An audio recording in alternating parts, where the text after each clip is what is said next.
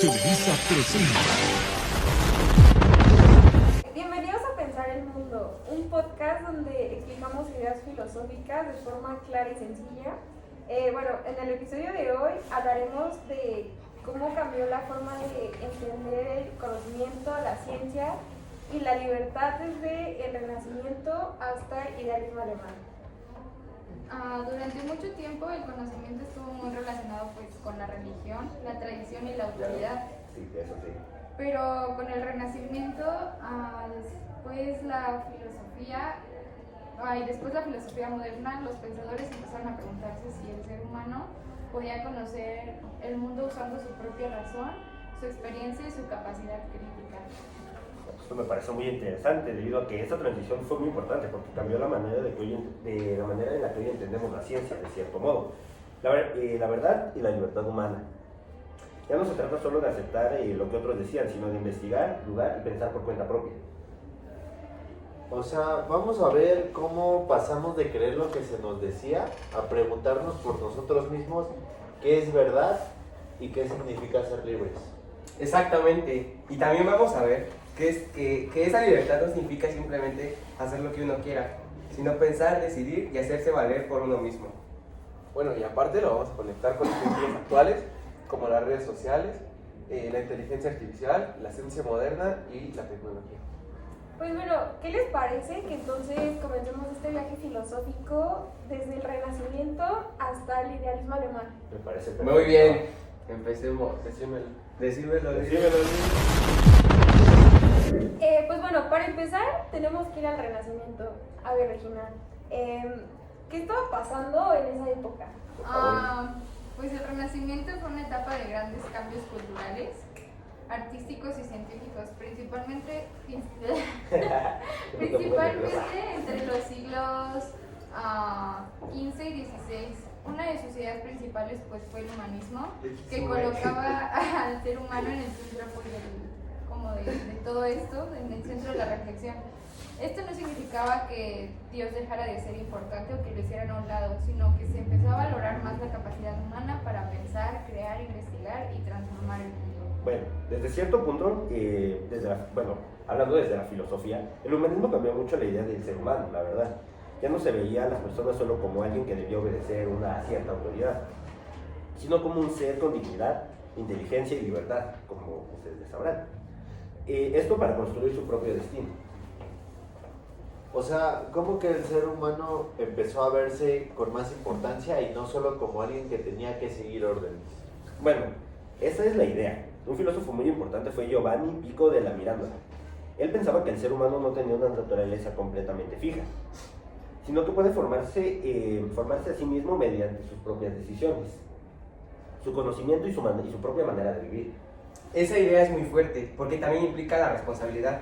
Si el ser humano puede construir a sí mismo, entonces no puede culpar siempre el destino a los demás que lo hacen. También aparece Marsilio Ficino, quien retomó las ideas de Platón. Él pensaba que el alma humana podía acercarse a la verdad por medio de la razón, la belleza y el conocimiento.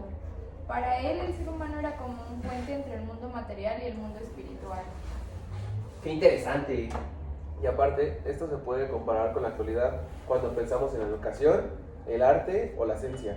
Pueden ayudarnos a ser mejores personas, como por ejemplo, cuando alguien estudia, aprende música o investiga sobre el universo, no solo adquiere información, también transforma su forma de ser y su vida. ¡Qué profundo eres, hermano! Pero entonces, ¿qué pasa con la ciencia y la comprensión del cosmos? Pues en el Renacimiento también se cambió la forma de entender el universo. Antes se predominaba la idea de que la Tierra era como el centro del cosmos, que la Tierra era el centro del universo, de todo. Pero con los avances científicos y astronómicos esta visión empezó a cambiar y se dieron cuenta que no era así, que había un sistema solar y cosas así. Bueno, creo que en este punto podemos entrar con Giordano Bruno, quien definió la idea de los universos infinitos, con diferentes mundos posibles, como el Spider-Man, como los Spider-Man, universos, claro. Esa idea fue muy revolucionaria porque rompía con una visión cerrada que se tenía en esa época y limitada acerca del cosmos. Bruno representa muy bien el espíritu renacentista. Atreverse a pensar más allá de lo aceptado. Su pensamiento muestra que cuando cambia la ciencia, también cambia nuestra forma de entender quiénes somos. O sea, si descubrimos que la Tierra no es el centro de todo, entonces también cambia la forma en que nos vemos como seres humanos. Así es, exactamente. La ciencia no solo nos da datos, también modifica nuestra manera de comprender nuestra realidad y pensar de una distinta manera. Y eso sigue pasando hoy en día, como por ejemplo la inteligencia artificial, los viajes espaciales o la genética nos obligan a preguntarnos qué significa el ser humano, qué límites tiene la ciencia y responsabilidades tenemos en esos avances. Bueno, pero entonces podemos decir que el Renacimiento abrió una puerta muy importante, por ejemplo, en confiar más en la capacidad humana para conocer, crear y cuestionar distintas cosas. Ya, sí. Bueno, después del Renacimiento, pues llegamos a la filosofía moderna y pues aquí aparece una pregunta clave. ¿Cómo podemos justificar el conocimiento? Bueno, esta es una pregunta muy interesante. Y en esta etapa surgen dos posturas principales, ¿ok? Esto es el racionalismo y el empirismo. El racionalismo sostiene que la razón es la fuente principal del conocimiento. En cambio, el empirismo afirma que el conocimiento viene principalmente de lo que uno experimenta de su día a día, su propia experiencia, y de los propios sentidos que uno tiene y que podemos percibir a lo largo de nuestra vida. Entonces el racionalismo sería como confiar más en pensar y razonar, y el empirismo sería más en observar y experimentar. Bien lo dijiste, compañero Chava. El racionalismo no confía en la razón como base segura, mientras que el empirismo dice que primero necesitamos experiencia para conocer nuestro propio mundo. Uno de los filósofos racionalistas más importantes fue René Descartes. Él vivió en una época donde se buscaba una base firme para la ciencia. Por eso decidió dudar de todo lo que pudiera ser falso, los sentidos, las opiniones y hasta de la existencia del mundo entero. Él siempre decía que debíamos de dudar todo, hasta de nosotros mismos. Bien. Wow, ese René Descartes era muy raro. Buen punto, buen punto. Pero su duda no era una duda sin sentido, era una duda metódica. Es decir, una forma de limpiar el conocimiento de errores para encontrar una verdad segura. Y esa verdad fue que, aunque dudara de todo, no podía dudar de que estaba pensando. Por eso llega la idea, pienso, luego existo. Para Descartes el pensamiento es la primera certeza. O sea, aunque dude de todo, si estoy dudando, entonces estoy pensando, y si pienso, ¿existo? Sí, justamente así. Un ejemplo actual, otro ejemplo. ¿Otro ejemplo? ¡Otro ejemplo! Sería cuando vemos una noticia en internet. Descartes nos diría que no debemos crearla de inmediato, sino dudar, revisar y buscar una base segura antes de aceptarla como verdad. Justamente como dicen nuestros libros. Exactamente, aquí dice eso. Eso dice. ¿Y qué propone Spinoza? Bueno, Baruch Spinoza también pertenece ¿Esa a... paz? Spinoza Paz. El próximo viernes, mucho repertorio tiene ese. Baruch Spinoza también pertenece a este pensamiento del racionalismo. El pensamiento que todo lo que existe forma parte de una sola realidad, a la que llama Dios o naturaleza. Para Spinoza nada ocurre por casualidad, todo tiene su propia causa. Aquí su idea de libertad es muy interesante. Para Spinoza, ser libre no es hacer lo que se me antoje, sino comprender las causas que me determinan. Es decir, mientras más entiendo por qué actúo como actúo, más libre puedo llegar a ser. Eso suena raro porque casi siempre pensamos que la libertad es hacer lo que uno quiere. Eso podría estar bien, sí, pero Spinoza diría que si solo sigues los impulsos, miedos, enojos o lo que sientas en ese momento, en realidad no eres tan libre. Eres más libre cuando entiendes tus emociones y actúas sobre eso, actúas con razón. Entonces no somos tan libres como pensamos. De cierto modo. Es lo que él piensa que podemos llegar a actuar sin pensar. Oh. Aquí me lo va a tratar, Por ejemplo, si alguien se enoja y publica algo ofensivo en redes, cree que está actuando libremente, pero desde Spinoza, Tal vez está siendo dominado por una emoción. En cambio, si entiende su enojo y decide no reaccionar impulsivamente, actúa con más libertad. O sea que uno tiene que comprender lo que hace para actuar realmente con libertad.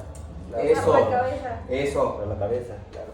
Bueno, después aparece David Hume, el representante del empirismo. Hume pensaba que nuestro conocimiento viene de la experiencia. No nacemos con ideas completamente seguras sobre el mundo, sino que aprendemos a partir de lo que vemos, sentimos y vivimos. Ese Hume también cuestionó la idea de la causalidad. Nosotros creemos que una cosa causa otra, porque vemos que ocurre muchas veces. Pero no observamos la causa como algo totalmente seguro, sino como una parte de. Esto también podría ser una repetición que nos acostumbra a esperar cierto resultado. Como cuando digo, siempre que estudio me va mejor, no veo una causa mágica, pero por experiencia sé que normalmente pasa. ¿Y por qué no lo aplicas? Oye, es un podcast tranquilo. Como tú lo has dicho, mi compañero Chava, Hume nos obliga a ser más humildes con lo que creemos saber. No todo lo que pensamos como seguro lo es realmente. Y esto se parece a un método científico. Una teoría necesita observación, pruebas y evidencia. No solo basta con algo suene lógico, también debe comprobarse con la experiencia. Oh.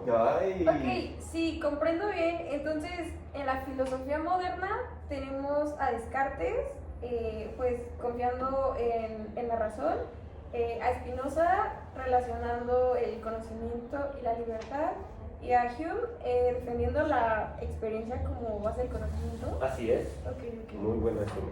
Qué buen resumen. Bueno, ahora llegamos al idealismo alemán para finalizar. Y aquí es donde aparecen dos filósofos muy importantes, que es Immanuel Kant y George Wilhelm Friedrich. Ese bro. Ese hermano. Ese canal. Estos dos filósofos importantes.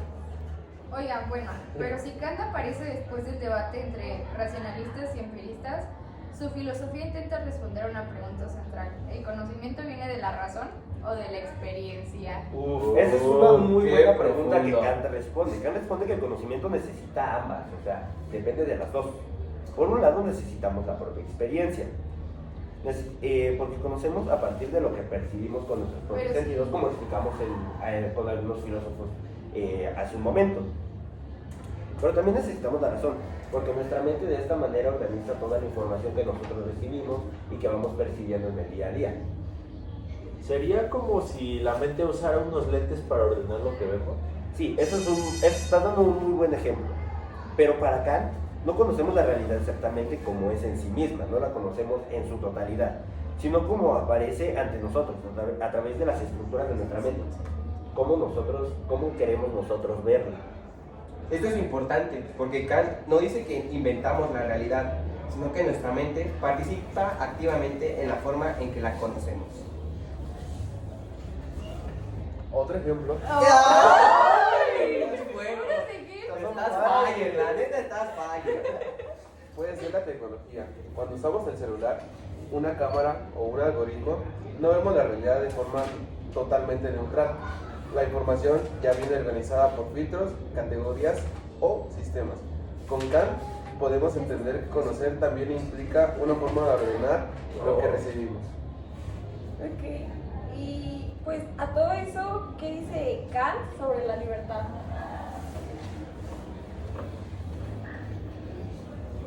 Para Kant, bueno, la libertad se puede percibir de distintas maneras para cada persona, pero especialmente para Immanuel Kant, la libertad está relacionada con la autonomía. Una persona libre no es la que hace cualquier cosa, como por ejemplo salir a correr desnudo por la calle, sino la libertad, sino la que puede. Me emocioné. Es que está muy fuerte Kant. Una persona libre no es la que hace cualquier cosa, sino la que puede actuar de acuerdo con principios racionales que reconoce como correctos. O sea, seguir sus propios valores. Exactamente. Por eso Kant conecta libertad con responsabilidad moral. Si hago algo solo por presión, miedo o impulso, no estoy siendo plenamente autónomo. Pero si actúo como que reconozco racionalmente que eso es correcto, entonces soy más libre. Entonces, libertad no es hago lo que quiero, sino decido bien. Bien usando dicho. la razón. Exactamente. Por fin lo hemos Bien entendido. líquido. Bueno, después tenemos a Hegel, quien entiende la libertad como un proceso histórico. Para Hegel, la humanidad no comprende la libertad de una vez para siempre, sino la va desarrollando con el tiempo. Hegel piensa que la historia avanza mediante conflictos, contradicciones y superaciones. Las sociedades se enfrentan a problemas, chocan ideas distintas y después construyen nuevas formas de entenderse. Y esto se puede ver en la historia de los derechos humanos. Muchas libertades que hoy consideramos normales, como la libertad de expresión o la de igualdad, estas se lograron después del conflicto, luchas sociales y cambios históricos. Como la ONU después de la Segunda Guerra Mundial, ¿no? Sí. Esa cosa nada más daba dinero. Eso dicen algunos. O sea, para Hegel la libertad no aparece de golpe, sino que se va construyendo en la historia. Sí, eso es una deducción muy acertada, la verdad. Además, para Hegel el conocimiento tampoco es algo individual o aislado de todos los demás. El pensamiento se desarrolla dentro de la sociedad. Todos desarrollamos un pensamiento en conjunto, una cultura y en una misma época. Eso es clave porque nos recuerda que no basta con decir yo soy libre si la sociedad no permite que todos ejerzan realmente su libertad. Ok, entonces Kant nos habla sobre pues una autonomía racional y Hegel pues nos muestra que la libertad también depende de la historia y de la vida social. Sí, justamente. O sea, en sí, como a tus vivencias. Depende de cómo te vas desarrollando, justamente cómo te desenvuelves en la sociedad en la que tú estás participando. Ok. Bueno, finalmente para poder cerrar pues este episodio, pues creo que hay que responder una pregunta final pues bueno, esta es mi pregunta para ustedes.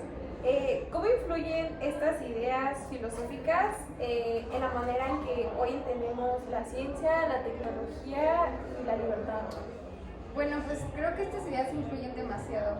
El Renacimiento nos dejó como una nueva confianza en el ser humano, porque antes nada más como que nos hacíamos a un lado por poner encima a Dios. O sea, no estoy diciendo que Dios no sea importante, pero nos hacíamos a un lado. Lo dejamos como la única respuesta. Exacto, entonces como que Investigación, nosotros ¿no? Sí. No buscábamos. estábamos ahí. Y gracias al humanismo hoy pensamos que pues las personas tenemos dignidad, inteligencia y capacidad para transformar nuestra realidad. Bueno, esto también nos dejó la idea de que conocer implica cuestionar, no solo quedarnos con lo que una persona nos dice o con la primera idea que tengamos o la primera impresión que tengamos sobre algo, sino que tenemos que indagar para darnos realmente un conocimiento sobre esa cosa que nosotros estamos pensando. Giordano Bruno, Ficino y Pico de la Mirandola representan formas distintas de valorar al ser humano. El conocimiento y la búsqueda que nosotros tenemos en realidad de la verdad de nuestra vida. Dímelo, líder. Dímelo, líder. Y esto también en la ciencia actual se toca mucho. Cada descubrimiento cambia nuestra forma de vivir. Por ejemplo, la medicina, la inteligencia artificial, la exploración espacial y la genética no solo dan las respuestas, también crean nuevas preguntas. Y ahí entra la filosofía. La ciencia puede decirnos qué podemos hacer, pero la filosofía nos ayuda a preguntarnos si debemos hacerlo, con qué límites y con qué responsabilidad. Como en la inteligencia artificial no basta con decir la tecnología ya puede hacerlo, también hay que pensar en si afecta a la libertad, la privacidad o la dignidad de las personas. Exactamente, como lo mencionó René Descartes, esto nos enseña a dudar y a buscar fundamentos seguros. Hume nos recuerda que necesitamos experiencia y evidencia, vivir de cierta manera para poder darnos un conocimiento. Spinoza nos muestra que conocer las causas de nuestras acciones puede ayudarnos a ser más libres. Pues acerca de la libertad, Kant agrega que la libertad implica autonomía y responsabilidad. No somos libres simplemente por hacer lo que queremos, como decía Millán, o sea, no podemos salir a correr encuerados porque queremos así porque sí, sino somos libres cuando actuamos con razón y respeto hacia los demás y aparte como siguiendo nuestros propios valores sin dejar que nos guíen otras personas. Bien. Y Hegel nos ayuda a entender que la libertad también es social e histórica. No basta con pensar en la libertad individual si las condiciones sociales no permitan que todos puedan ejercerla. Y esto hoy nos permite que se vean en temas como el acceso a la educación, la información en Internet, los derechos digitales, la privacidad de datos y la responsabilidad en el uso de la tecnología. Entonces, estas ideas no solo son cosas antiguas de filósofos, todavía sirven para entender problemas actuales. Sí, justamente, nos ayuda a pensar mejor antes de creer, compartir, inventar o decidir. Ok, entonces esto en conclusión, desde el Renacimiento hasta el idealismo alemán, pues la filosofía transformó la forma de entender el conocimiento, la ciencia y la libertad, porque pasamos de aceptar verdades impuestas a valorar la razón, también la experiencia, la autonomía y la historia. Sí, el conocimiento dejó de ser solo repetir lo que otros decían y empezó a entenderse como una búsqueda de crítica. Además que la ciencia dejó de ser únicamente contemplar el mundo y se convirtió en una forma de investigarlo, cuestionarlo y transformarlo a nuestra manera. También la libertad dejó de entenderse como simple voluntad individual para verse también como una responsabilidad, conciencia y construcción social. Así que ser libre no es hacer cualquier cosa, sino pensar, comprender y decidir con responsabilidad. Pues bueno, esto fue Pensar el Mundo. Gracias por escucharnos. Nos vemos en el próximo episodio donde iremos mostrando pues que la filosofía está más cerca de nuestra vida diaria como parece.